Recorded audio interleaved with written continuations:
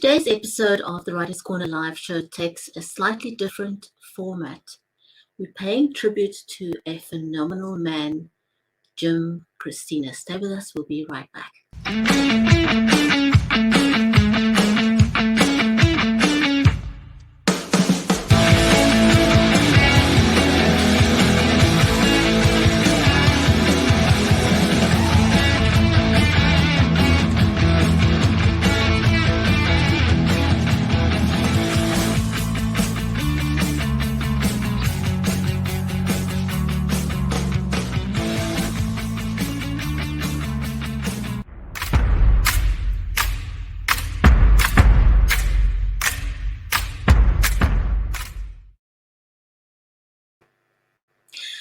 Jim Christina was an author, a publisher, musician, playwright, poet, talk show host, and all-round nice guy.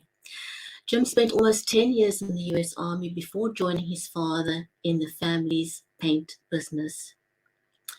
And for years, a character that had been rolling around in his mind, and in 2008, the character became The Hunter and a series was born. There are stories of an aging manhunter and his protege in Arizona in the last half of the 19th century. That is what we talked to Jim about in the last interview we had with him on the Writers' Corner live show. Now, a little bit earlier today, I had the privilege of speaking to my amazing co-host, Mary Elizabeth Jackson, and also Mickey Mickelson of Creative Edge, paying tribute to this amazing man, Jim Christina. We recorded that as well as the interview that we had with Jim on the Writers' Corner live show. And we want to share that with you in honor of Jim. Our hearts go out to his wife, Jerry, and also his partner, Richard, as well as everyone who worked with Jim. So here's the recording of the conversation with Mary and Mickey Mickelson earlier, and also the interview that we had with Jim on the Writers' Corner live show.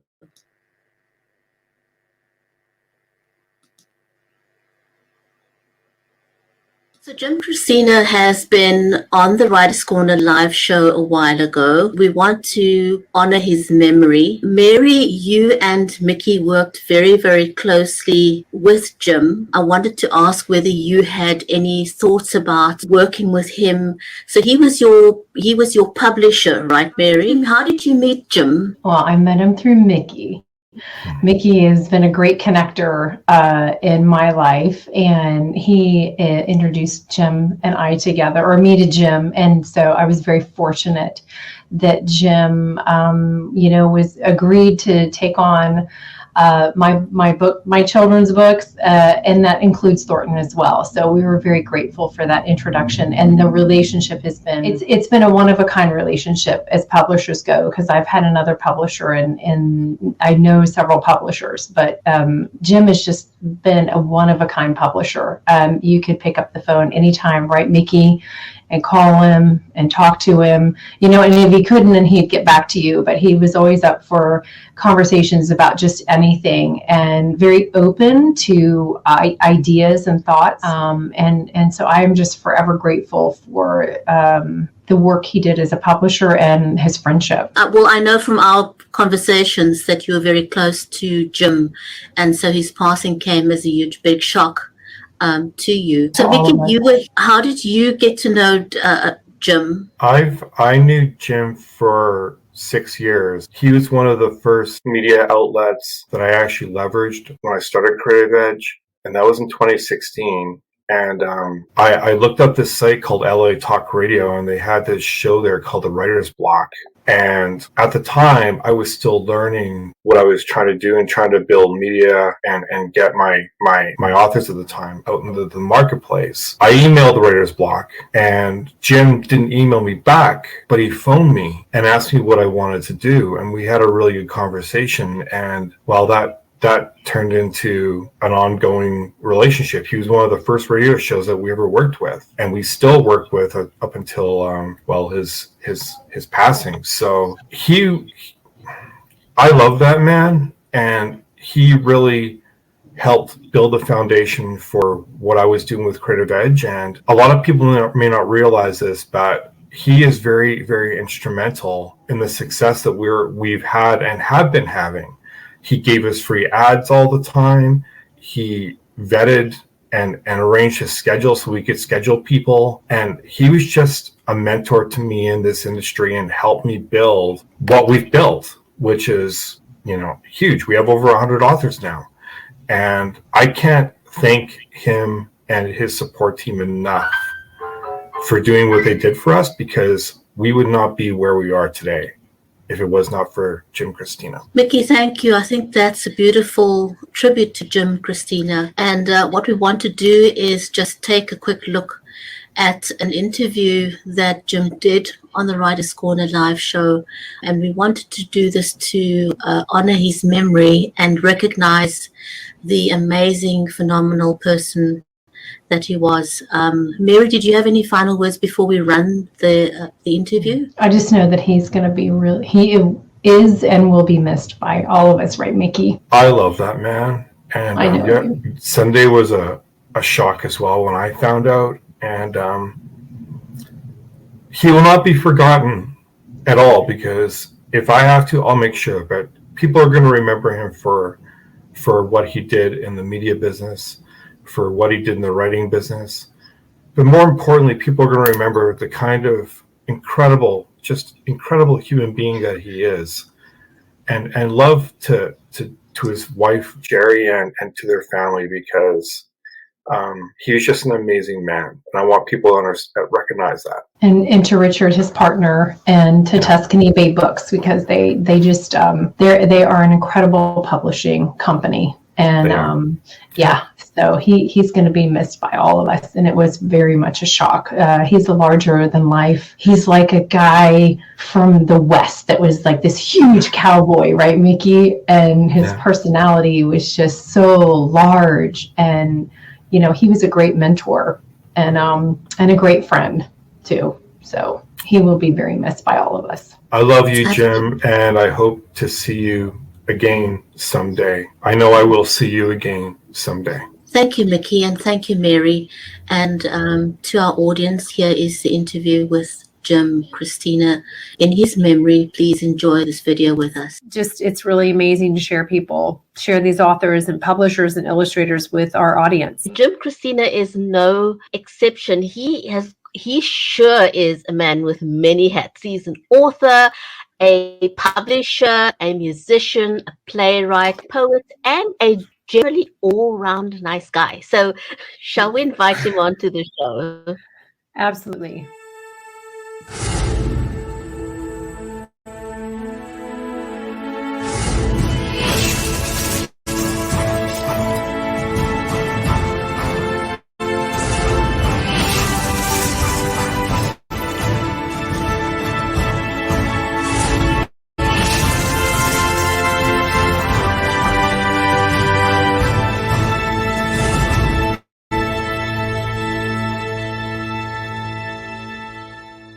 Hi, Jim. Hello, ladies. Buongiorno. Buongiorno. How are you? I'm so excited because this is my publisher. I am good. I'm alive and kicking. And as I told Brigetti before the show started, this is very early for me, not real early, but it's the earliest interview I think I've ever had. Well, and let's blame that on the time change, because if it had been 2 weeks ago, it would be an hour later. So we'll just. Well, that's true. Yeah, that's true. And I suppose it probably could have been 7:30 or 6:30, but it's not. So I'm happy with that. Right. Yeah, and this is totally different for you because your show is radio. And it is radio. It's live radio. Yes. Yeah, yes. So it's totally 7 years almost. Oh, congratulations. Wow. Yeah, we've been on the air 7 years. We've got right now, we're over 600,000 listeners. Oh my gosh, that's so funny. My goodness. It's like we tell everybody, it's not a schlock radio show. Wow, that is amazing. Jim, how did I'm always curious to know how people got started as an author. You're doing so many things. You're a publisher, you're a poet. Where did your love for words come from? You know, what was your inspiration? Was this something your parents inculcated in you, or was it something that you just loved from a young age? I've always been a reader, a big reader, and my mother pushed reading when I was a kid, and we decided that early age, in probably seventh grade, I believe it was, we started a short story club. And we had like 4 or 5 guys, and we all wrote short stories, and then the mothers would rotate and read them and grade them. And so I started learning how to write about 12 or 13 years old. And then it kind of dropped out, and I picked up the guitar, and I started playing the guitar, and then I started writing my own music when I was 17, 18. And I became a full-time, not a full-time, you never give up your day job, much like a writer. But we were professional full-time musicians, if you say that, with a grain of salt and a smirk on my face. But we played all over the Northwest, and we had a great band. And then it's just, for other reasons, bands break up and they go on their own way. But, all of the poetry and all of the lyrics that I wrote came from experience, came from the heart, came from whatever. And they're now in a standalone book called That's All You Get. It's published on Tuscany Bay Books, and it's doing very well actually for a poetry book. I was very surprised that people really like it, but I think they can relate to a lot of the stuff in it. But then when I was like, 2008 maybe 2009, this character had been rolling around in my head for a long time, and I decided to sit one day down and write a book and write his story, which I did, and it's called The Hunter. And from there, it branched out to 13 books with this character in it. And along the way, I added characters, we killed off characters, we did, how series go. So now we're 2 characters left, Jeff Stryker and Taggart Richmond, who is the Hunter. And I'm writing now the 14th book in the series. It's called A Long Time to Midnight. And I'm not going to tell anything about the story because last time I did that, it got all over the place. So I'm just going to be very quiet about it now, but it's a really good story so far. But, then I decided that we could, getting a traditional publisher is really tough. So I started Black Dog Publishing. And then Richard was on our show, Richard Paulinelli, my business partner and co-owner of Tuscany Bay. I had put together his own publishing company, Tuscany Bay Books. So at lunch one day over margaritas and chips and salsa and fajitas, we merged the 2 companies. And that was 7 years ago. And since then, we've become pretty good. I think a fairly good publisher as far as books go. And we definitely have a really good imprint in Tuscany Bay Books. And it's becoming very well known. So that's a long story short, I suppose. Just listening to you, how Tuscany Bay Books came about. I was thinking of a post that I saw on LinkedIn just a couple of days ago, and somebody was saying, everybody talks about B2B business, B2C business, and I said, well, how about human to human? Because that's what it's all about. That's how things happen. Right. Yeah, it was a chance meeting where Richard was booked on our show, and he came in, and then he was booked again, and he became a co-host on our show, and we just, it was just a really natural thing to combine the 2 companies. It's good when you can find somebody that you work really well with, like Brittany and I work really well together, and And like Thornton and Klein and I as writers, we work really well together creatively. And, that's important. Obviously, it either makes or breaks what you're doing. It is. Yeah. But Richard designs the covers. He does a lot of the covers and the initial read. And then I go through a format and I'll read through again. Normally I don't read through for editing the first time, only because, especially when somebody said, well, the book's been edited. Okay. But that's not always the case. And so we catch a lot of stuff, and the authors go back and they catch a lot of stuff. And that's why, it's not a 2-week process. And, getting a book out is months long. And a lot of writers don't get that. They think they're going to ching in their pocket, within 2 weeks of writing the book. And if they give up their day job and expect they're going to make money writing, good luck with that. Right. Unless you're John Sanford. Right. Yeah. You can't go into it for that reason. You have to go into it for the love of it. Right. And, and I will say my experience and Thornton's experience with you and Richard has been just top. We have a great relationship. We do. So you do want to have a good working relationship with your publisher. I want you to touch on the radio show that you do because, Jetty introduced you and we know you have all these hats, but the next hat that you wear is, you have a radio show. That you talk show host. Talk show host for 7 years. Right. It's a show we do on LA Talk Radio live every Thursday at 6 p.m. Pacific. We talk to authors of all kinds.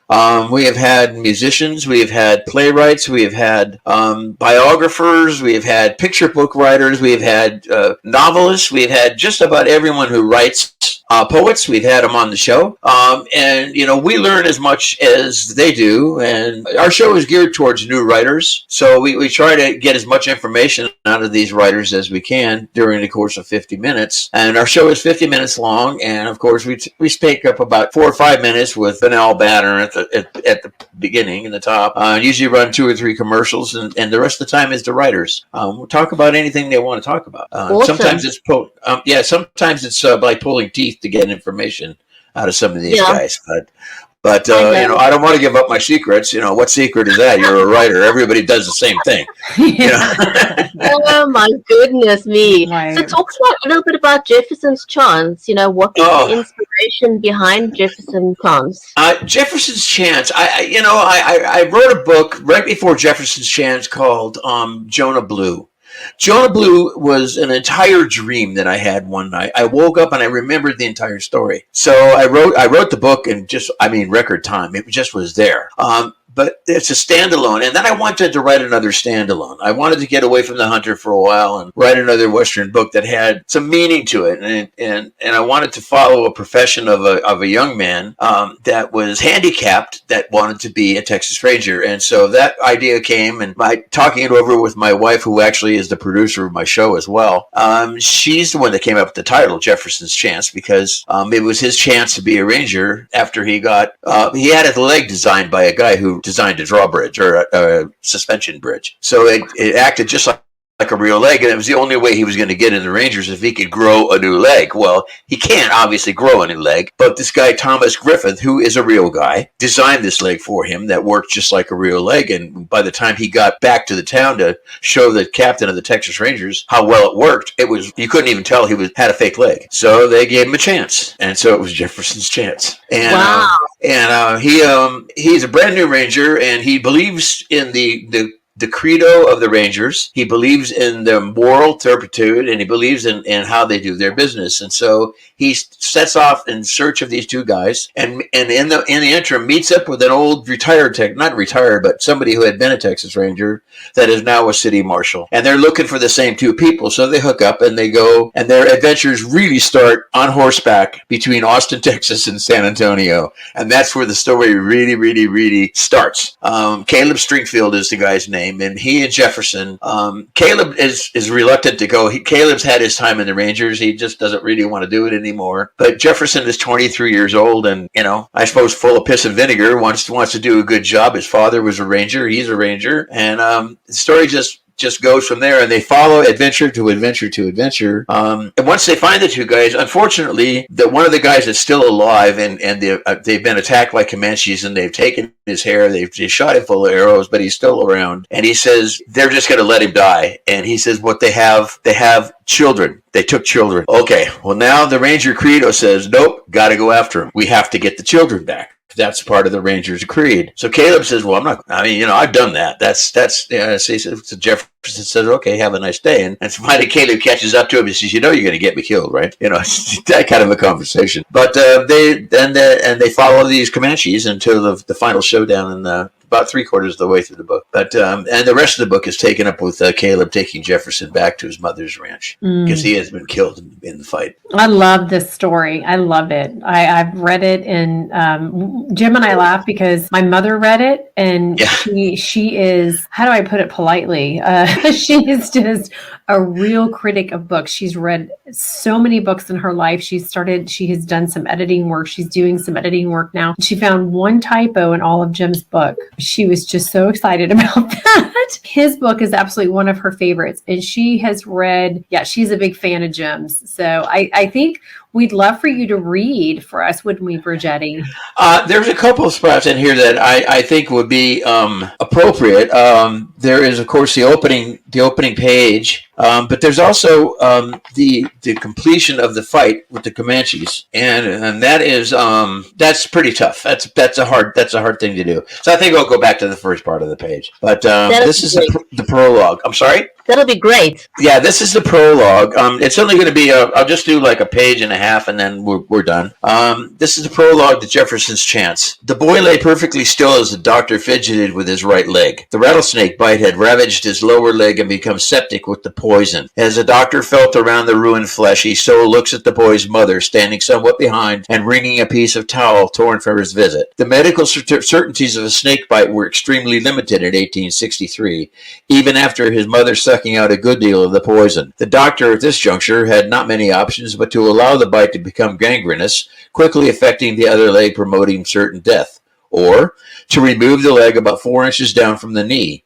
It was a terrible decision for any family to make, especially this one, having lost his father lost the father and husband only 3 months before. Standing back from the boy, knowing the laudanum was going to wear off very soon, the doctor presented the mother with the option. He saw right then, I ain't saying it's a cure-all, but I'm telling you, I don't take that leg and soon that boy's going to suffer something terrible before he dies from the poison in his system. Sobbing softly, the mother sat heavily in a chair pulled from the heavy oaken table at the far end of the room. He got a chance to take the leg, she asked quietly. Better than if he don't, replied the doctor. I do this, I'm going to need your help with the boy. Meaning? You're going to have to hold him. Oh, I'm going to give him something, but it ain't going to be enough so's he don't feel, said the doctor. It's purely simple to you, doctor. Simple enough to take my boy's leg, but it ain't that purely simple to me, said the mother, rising from her chair and walking to the pallet in the middle of the room. Taking a deep breath, she looked at the doctor. Well, if we're to get this done, I expect we best get into it. And that's first page and a half of the book. And I when I was writing that, I couldn't imagine being 10 years old and losing half a leg to a snake bite. No. Kudos to your wife for having done a great job on the editing there. Oh, thank you. I'll let her know. And real quick, I don't want to take up any more of your time. So, Jim, thank you so much. Oh, wait. Jonah Blue is available, is being used in colleges right now in their history courses. It's about mountain men. So if you're interested in reading Jonah Blue, it's about mountain men. And it takes a young boy, it takes him from mountain man to a guide of discovery and then into a rancher in Montana. So covers 30 years of his life. Tish is watching us over on Amazon Live and she wants to know if Jefferson's Chance is available on audio yet, Jim? No, Jefferson's Chance is being worked on for audio by Henry Park. It is not done as of yet. It's a tough book to do, so Henry's having a little bit of problems with it, but he'll finish it. Other than that, no. Okay, 100%. So what I've done is I've actually put both books in the description for the show with their links to Amazon. So if you're watching the show, the links to both books are in the description for the broadcast. So go and grab a copy on Amazon. And as Jim just said, the audiobook is being worked on. It'll be released at some point in the future. Yep. But thank you very much. Again, my pleasure. Jim. Thank you for inviting me. It was fun. It was fun. Good. Thank you, Mary. Thank you. Thank you, Jim. Thank you. You're welcome. You're welcome. You ladies have a great day. Thanks very much. We'll see you back on another episode of the Writers' Corner live show.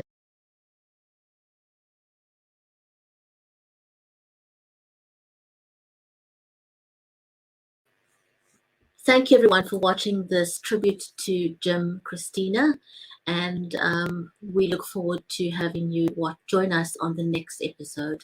Take care.